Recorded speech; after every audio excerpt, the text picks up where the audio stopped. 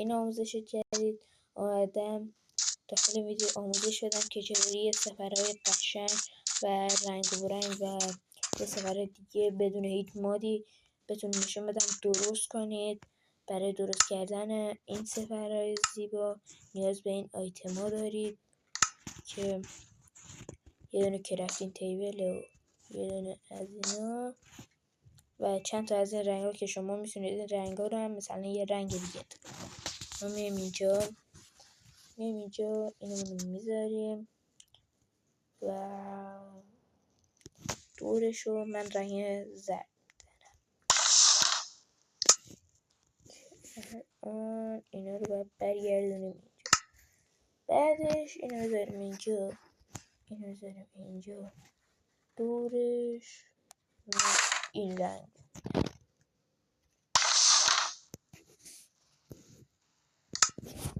اینو بذاریم اینجا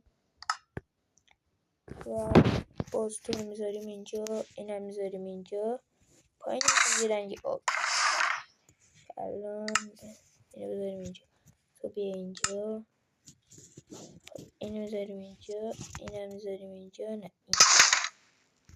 الان اینم گذاشتیم اینجا، اینم میذاریم اینجا.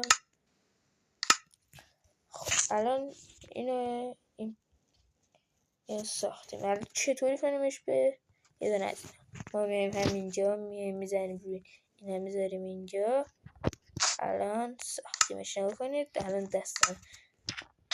دستم این سپر بذارید تا این شکلی بشینم.